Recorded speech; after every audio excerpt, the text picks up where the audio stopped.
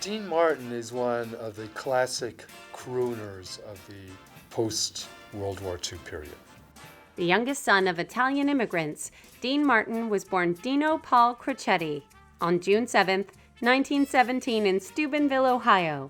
In 10th grade, Dino dropped out of school and soon began singing in local nightclubs.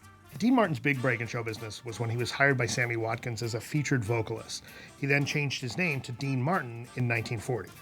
Dean Martin's singing career was truly launched when MCA signed him exclusively to open the Rio Bamba Room in New York in 1943. 3 years later, he had a record deal and his own radio program.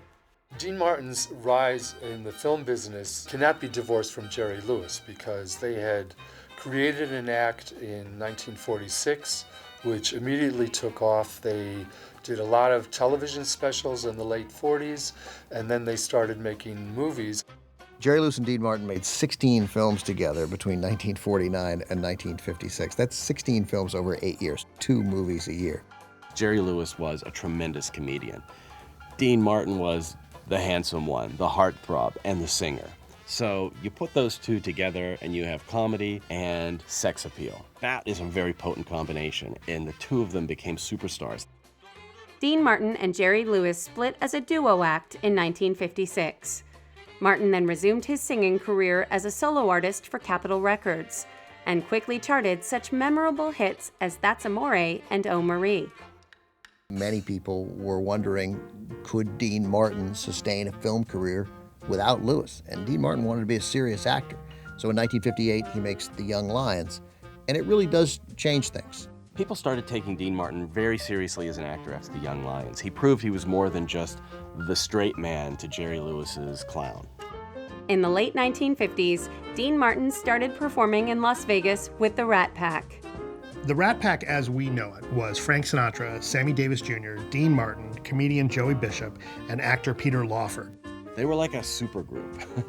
They were an all-star team. They found a new kind of pop culture potency by teaming up, acting in movies together, playing shows with each other, and just sort of being on the scene with each other.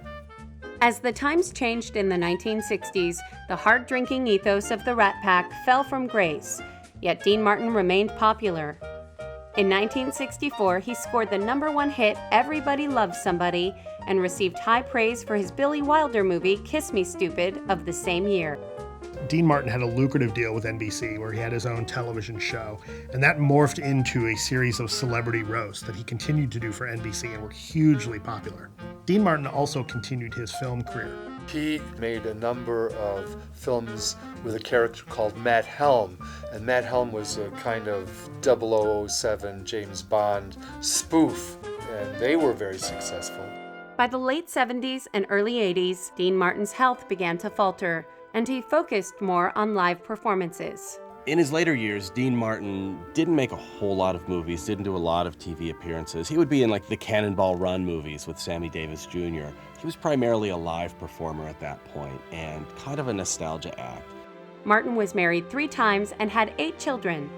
In bad health and suffering the loss of his son Dino Jr. in a tragic plane crash, Martin retired from the public in 1987. He died 8 years later on Christmas Day, 1995 in Beverly Hills, California. He was 78.